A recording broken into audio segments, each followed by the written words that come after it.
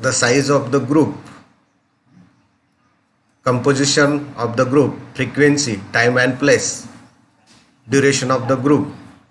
These are the content before we have to start the group work process.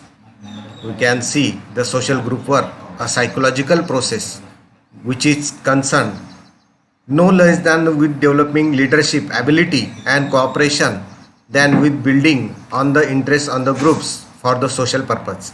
साधारणतः गटकार्य करताना गटकार्याची जी प्रक्रिया आहे यात जो लीडर आहे, लीडरशिप करणारा आहे, त्याची जी काही क्षमता आहे, सहकार्याचं तत्व आहे, त्यातून गटाची बांधणी होत असते असं हॅमिल्टन यांना 1949 साली सांगितलेलं आहे आणि त्याचा अवलंब आज देखील होताना आपल्याला आढळतं.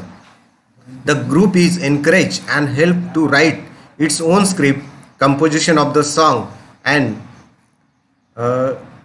choreography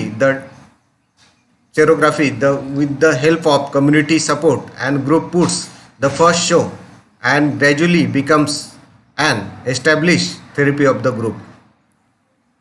The first show gradually becomes the establishment theory of the group. Researcher for the showing may consume the maximum time and efforts to the members. Side by side may also busy mobilizing and utilization the resources. गटकार्य करत असताना गटात जो नेतृत्व करत असेल त्या माध्यमातून त्याची क्षमता व कौशल्याच्या माध्यमातून गटाची बांधणी होत असते. त्याचबरोबर गटात जी साधनांची कमतरता असते तर त्या साधनांची बांधणी करून त्या साधनांचा वापर करणे गरजेचं आहे आणि गट नेत्याचं ते काम आहे. The process and program mentioned by the basis on specific indicators such as interaction patterns, self-improvement, emotional interaction with the group, leadership and communication skill, etc.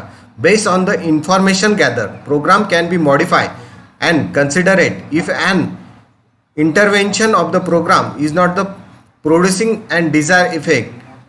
The workers of analyzing reason can recognize the different approach of strategy.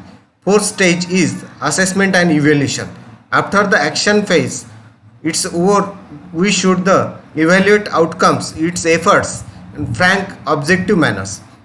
Evaluation is that the part of social group work in which workers attempts measures of the quality of group experience in relation to the objective and functions agency.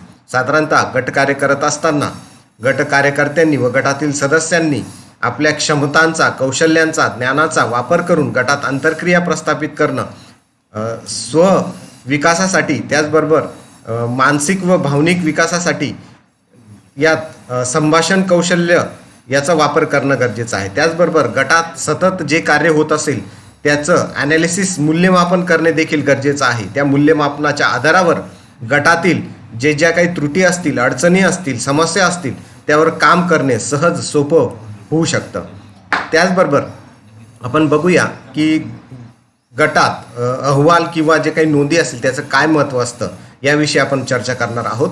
Importance and method of recording in group, recording structure, types, principle of recording, importance of evaluation, types of evaluation and methods of evaluation. साधारणतः गटकार्य करत असताना सुरुवातीच्या टप्प्यापासून, कार्याच्या टप्प्यापासून, मूल्यमापनाच्या टप्प्यापासून साधारणतः 3 टप्पे गट कार्य करत असताना गटात होत असताना सुरुवातीचा टप्पा, मध्यांक टप्पा आणि शेवटचा टप्पा यात सतत मूल्यांकनाचे जे तत्व आहे ते जर वापरलं तर त्या गटात येणाऱ्या अडचणी गटातील सदस्यांच्या आंतरक्रिया प्रस्थापित होऊन त्या कौशल्यांच्या, ज्ञानाच्या आधारावर त्यांच्या अडचणी सोडवल्या जाऊ शकतात. Evaluation may the centre upon individual growth, program content or workers performance because all these aspects tend to influence generated achievement. The group tracker in 1955 evaluation stages and phases of the group development continuously done during the group work process, but after the group activities are over, before the termination phase, a comprehension assessment of the entire experience is must. Evaluation helps the agency and worker to recognize the practice and modify the objectives in the light outcomes finding evaluation to make the process of evaluation a positive and conclusive exercise in order to make unbiased, objective evaluation, it is imperative that there exist certain performance and indicators on the basis which assessment can be done. Indicators determine these indicators following the aspect may be taken the consideration as. मूल्यमापन हे जे काही तत्व आहे, ह्या मूल्यमापनाच्या तत्वातून मूल्यमापन हे गटात सतत होत असतं. ते वैयक्तिक स्तरावर, गटाच्या स्तरावर आपापसात होत असतं. वैयक्तिक वाढीसाठी, गटाच्या वाढीसाठी, विकासासाठी ट्रॅकर यांनी 1955 साली हे मूल्यमापनाचं तत्व कसं वापरावं किंवा ते प्राथमिक टप्प्यात, दुय्यम टप्प्यात आणि तृतीय टप्प्यात सुरुवातीचा कार्याचा आणि मूल्यमापनाचा जो काही टप्पा आहे यात सतत मूल्यांकन होणं गरजेचं आहे. ट्रॅकर यांना असं म्हणायचं आहे की प्रत्येक फेजवर जर मूल्यमापन केलं तर गटातील प्रत्येक सदस्याची वाढ विकास होऊ शकतो. त्याचबरोबर विविध कार्यक्रम योग्यरित्या पार पडू शकतात. म्हणून मूल्यमापनाला ट्रॅकर यांनी महत्त्वाचं स्थान दिलेलं आहे. मूल्यमापन करत असताना काही मुद्दे आपल्याला लक्षात घ्यावायचे आहेत, आपण ते बघूयात. Individual growth for the members of prospective evaluation present and opportunity to find out the outcomes and there for the beginning to the end process. It adds the process of development and helps assessing the following aspects: social group, worker as the working groups. मूल्यमापन करत असताना वैयक्तिकरित्या जर आपण मूल्यमापन करत असू, त्याचबरोबर सर्वांना संधी देऊन कामाचे मूल्यमापन करत असू, कामाची प्रक्रिया चाचपणी करत असू, तर त्यात गट विकासासाठी नक्कीच लाभदायी व प्राधान्यक्रम ठरवत असतं. The level of growth in each member in terms of the confidence and decision making. साधारणतः मूल्यमापन करत असताना प्रत्येक सदस्यांचं मूल्यमापन होणं गरजेचं आहे. प्रत्येक सदस्याचा कामातील जो काही वाढ, विकास व कल्याणकारी काम आहे किंवा कामाचा दर्जा आहे याचं जर मूल्यमापन झालं, जर तो सदस्य कुठे कमी पडत असेल तर त्यावर सोयीस्कर होतं. म्हणूनच इंडिव्हिज्युअल स्तरावर, वैयक्तिक स्तरावर मूल्यमापन जर केलं तर त्याचा कामाचा दर्जा वाढू शकतो किंवा त्याला त्याच्या त्रुटी समजू शकतात. याच्या अनुषंगाने त्या सदस्याचा आत्मविश्वास वाढू शकतो व त्याला निर्णय घेण्यास आपण सक्षम बनू शकतो. The extent of the use of the opportunity provide to the members for the expression of their creativity talents. बऱ्याचशा वेळा काय होतं की गटात विविध सदस्य असतात आणि त्या विविध सदस्यांमध्ये प्रत्येक सदस्यांमध्ये काहीतरी नवीन करण्याची क्षमता असते, काहीतरी नाविन्य असतं, काहीतरी ज्ञान असतं. तर त्या ज्ञानाचा वापर करण्यासाठी त्याला संधी देणं गरजेचं आहे. The level of participant and involvement of the group programmes. प्रत्येक सदस्याला त्या कार्यक्रमात सहभाग करून घेणं व त्याच्याकडे जे काही नाविन्य विचार असतील त्यांचा देखील सहभाग करणं गरजेचं आहे. The development of we feeling a sense of belonging. जर सदस्याला आपण त्याचे विचारासहित त्याला संधी दिली, त्याच्या भावनांचा आदर केला, तर तो त्या चांगल्या प्रकारे, चांगल्या भावनांनी त्या गटात काम करू शकतो व गटाचा विकास होऊ शकतो. Resolution of disabling conflicts and development capacity to foster the cooperation of the sharing. गटात काम करत असताना जर काही सदस्यांना अडचणी येत असतील तर त्यांचा आत्मविश्वास वाढवणं, त्यांची कॅपॅसिटी बिल्डिंग करणं गरजेचं असतं, जेणेकरून त्याचा फायदा त्या गटाला होणार असतो. Development of social consciousness and ability to the responsibility and leadership community. गटात काम करत असताना प्रत्येक सदस्याने जाणीवपूर्वक, काळजीपूर्वक जर कामाची जबाबदारी पार पाडली तर तो एक जबाबदार व नेतृत्वपूर्वक काम करू शकतो. Enhancement of communication, organisation and interaction skill. आपण जे काम करणार आहोत त्या कामाबाबत किंवा जे काही नियोजन आहे त्याबाबत सतत संभाषण गट सदस्यांसोबत असणं गरजेचं आहे. त्यांच्याशी अंतरक्रिया प्रस्थापित करणं गरजेचं आहे आणि त्याबाबतचे कौशल्य त्या सदस्यामध्ये येणं गरजेचं आहे, जेणेकरून गटात अंतरक्रिया प्रस्थापित होऊन त्या गटाच्या विकासाला चालना मिळू शकते. Workers performance evaluation present to the group. Worker mirror of his her professional confidence and inconfidence as case may be. The workers can be evaluation along with the following points. गटात सतत मूल्यांकन करत असताना प्रत्येक सदस्यांचं जे काही क्षमता आहे, प्रत्येक सदस्याची काम करण्याची जी पद्धती आहे, त्याचबरोबर त्याचा जो आत्मविश्वास आहे आणि कामाची पद्धती आहे त्याला चाचपणी करण्यासाठी काही घटक आवश्यक आहे ते आपण बघूया व त्याच्यावर चर्चा करूया. पहिला घटक आहे ability to identify indicators for the judgement of growth and development of the group. प्रत्येक गट सदस्यांमध्ये गटाची बांधणी करताना, गटात कार्य करताना, कल्याणकारी काम करताना, विकासात्मक काम करताना प्रत्येक गट सदस्य हा सक्षम झाला पाहिजे, जेणेकरून त्या गटाचा विकास करता येईल व वाढ करता येईल. त्याचबरोबर effective in the planning and conducting the group session. गटात कार्य करत असताना त्या गटाचे नियोजन करणे गरजेचं आहे, जेणेकरून त्या नियोजनाच्या आधारावर गट कार्यकर्त्यांना, गटातील सदस्यांना काम करणं सोयीचं होऊ शकतं.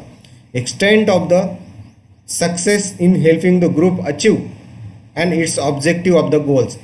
गटात काम करत असताना त्या गटाचं नियोजन होणं गरजेचं आहे. त्याचबरोबर त्याचे ध्येय उद्दिष्ट जे आहेत ते साध्य करताना जर अडचणी येत असतील, सर्वच सदस्यांची क्षमता ही सारखी नसू शकते. त्याच्यामुळे ज्यांची क्षमता कमी आहे किंवा ज्यांची जास्त आहे, तर संगनमताने जर एकत्र काम केलं, जर ज्यांची क्षमता कमी त्यांना थोडंसं मदतीचा सहारा दिला, तर आपले जे काही ध्येय उद्दिष्ट आहे ते साध्य करणे सहज सोपे होते. Mistakes and short coming. जर गटात काही अडचणी, समस्या असतील तर त्या सर्वानुमते सोडवणं जाणं गरजेचं आहे, जेणेकरून गटकार्य करत असताना कोणत्याही अडचणी व समस्यांना सामोरे जावे लागणार नाही. जरी आल्या तर सर्वांनी एकत्र मिळून जर त्या समस्या सोडवण्याचा प्रयत्न केला तर सहजरित्या त्या समस्या सोडवल्या जाऊ शकतात. Ability to use the professional knowledge and skill. Stages, phases and group development. गटातील सदस्य सोडवताना व्यावसायिक समाज कार्यकर्त्यांनी आपले कौशल्य व ज्ञान वापरणं गरजेचं आहे. त्याचबरोबर गटात जे काही टप्पे आहेत, प्राथमिक टप्पा, दुय्यम टप्पा व शेवटचा टप्पा. प्राथमिक टप्पा स्थापनेचा व कार्यप्रणालीचा, ध्येय उद्दिष्ट साध्य करण्याचा. नंतर कार्याचा टप्पा, यात ध्येय उद्दिष्ट व नियोजनाच्या आधारावर काम करण्याची प्रक्रिया व सतत निरंतर मूल्यमापन करण्याचा टप्पा. हे जे आहे यात विविध कौशल्य व ज्ञानाची आवश्यकता असते व त्याचा वापर करणे देखील गरजेचं असतं. The sources of data could be the record and progressive reports may be the workers. साधारणतः गट कार्य करत असताना आपण जे काही लिखाण करणार आहोत, जो डेटा क्रिएट करणार आहोत, तो किती महत्त्वाचा आहे, त्याचा काय फायदा होणार आहे, सतत अहवाल घेतल्यामुळे त्या गटाची विकासाची जी प्रक्रिया आहे त्यात सतत भर कशी टाकता येईल याबाबत आपण जाणून घेणार आहोत. The sources of the data could be the records and progress report made by the workers, any task file maintained by the members, other social group workers working with the group agency, personal feedback, verbal or written of the members, the family members, video taps, etc. for he or she should be developed. Some formats recording and happening the groups, although partial judgment can be made on the basis of memory. Throughout evaluation is the process only. Frequently record has been the kept. The workers at this stage must go back on her records and preparation and analysis and summary. He or she should not only review and growth of the development group, but he and she role of the relationship with the group. How well he or she understood the changing, interesting, involving the personality measures, scales to measures and changes the members' behavior. Knowledge and attitude could be put effective use makes. Society feedback regarding how he or she behavior affected process. He or she must welcome criticism and respond it's positively. Eliminate the pathway growth makes the workers or he or she strength and weaknesses. The result of feedback helps growth. The workers may be the measures of positive or negative which must be keep in mind in future. The member stage and phase group development. साधारणतः अहवाल व नोंदणी याचं किती महत्त्व आहे याबाबत इथे सांगितलेलं आहे. अहवाल व नोंदणीच्या आधारावर आपण चांगलं रेकॉर्ड तयार करू शकतो, चांगला अहवाल तयार करू शकतो. गटकार्य करत असताना अहवाल व नोंदी घेतल्यास आपल्या अडचणींना सोडवण्यासाठी किंवा त्याच्यावर निदान उपचार करण्यासाठी कोणत्या गोष्टीची अडचण आहे किंवा कोणत्या समस्या अडतात यावर निदान करण्यासाठी जर आपल्याकडे रेकॉर्ड असेल तर त्याच्यावर काम करणं सहज सोपं होतं. त्याचबरोबर सर्व सदस्यांचं जर रेकॉर्ड आपण ठेवलं, तोंडी असो, लेखी असो किंवा काही रेकॉर्डिंग असो, तर यांच्या माध्यमातून त्या समस्येपर्यंत पोहोचणं सहज सोपं होतं. त्या आधारावर सर्वांचा सहभाग देखील होतो. त्या किंवा ती यांचा जर गट असेल तर त्या सदस्यांमध्ये पर्सनॅलिटी डेव्हलपमेंटसाठी, त्यांच्या ॲटिट्यूड वर्तन सुधारण्यासाठी, त्यांच्या ज्ञानाचा वापर होण्यासाठी, त्यांच्या कौशल्यांचा वापर होण्यासाठी हे रेकॉर्ड असणं गरजेचं आहे. त्याचबरोबर काही संशोधन करावायचे असल्यास किंवा त्या गटकार्यामध्ये सुधारणा करावायच्या असल्यास तो डेटा आवश्यक असतो. म्हणून नोंदीचं महत्त्व आहे. नोंदी घेत असताना त्या तोंडी असो, लेखी असो किंवा कुणीतरी करून ठेवलेला असो, त्याच्या आधारावर कार्यकर्त्याला काम करणे सहज सोपे होऊ शकते. म्हणूनच या नोंदींच्या माध्यमातून गटात काही चांगल्या बाबी असतील, काही वाईट बाबी असतील तर त्या निगेटिव्ह गोष्टींना टाळून पॉझिटिव्ह ॲप्रोच वापरून त्या गटांमध्ये गट कार्यकर्त्याने किंवा समाजसेवक किंवा विद्यार्थ्याने आपले वर्तन, नॉलेज यांचा वापर करून, कौशल्यांचा वापर करून त्या गटाला प्रेरणा, प्रोत्साहन देणं तितकंच गरजेचं आहे. यासाठी त्या नोंदी असणं गरजेचं आहे. म्हणून नोंदींचं, अहवालाचं तितकंच महत्त्व आपणास आढळून येते. त्याचबरोबर बघूया की नोंदी ज्या काही आहेत त्या कशा प्रकारे आपणास कामात येऊ शकतात किंवा गटात त्यांचा वापर कसा होऊ शकतो. Groups may be classify according to the many dimension including the functions, the degree of personal involvement and degree of organization.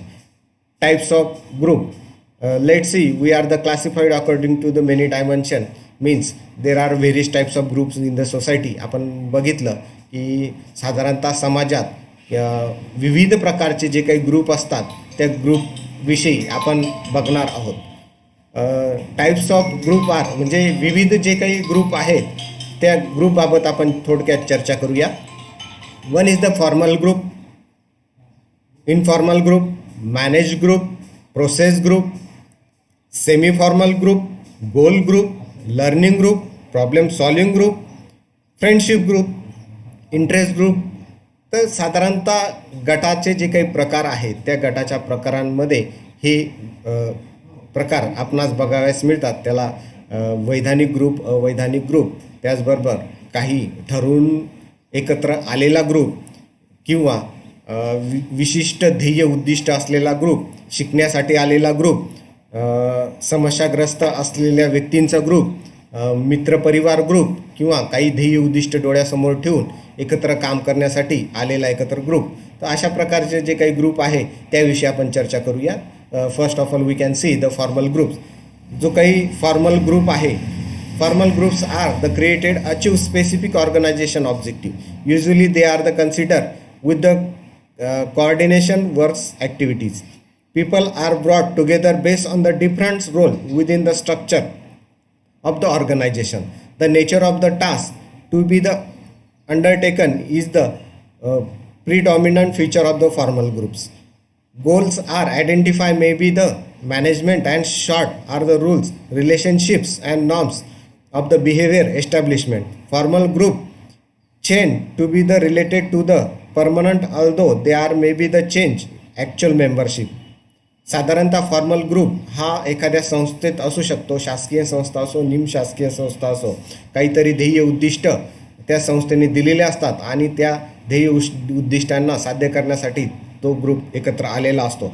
साधारणतः शैक्षणिक संस्था असतील तर या शैक्षणिक संस्थांमधील जो काही टीचिंग स्टाफ असेल, नॉन टीचिंग स्टाफ असेल, हा जो ग्रुप असतो हा फॉर्मल ग्रुप असतो.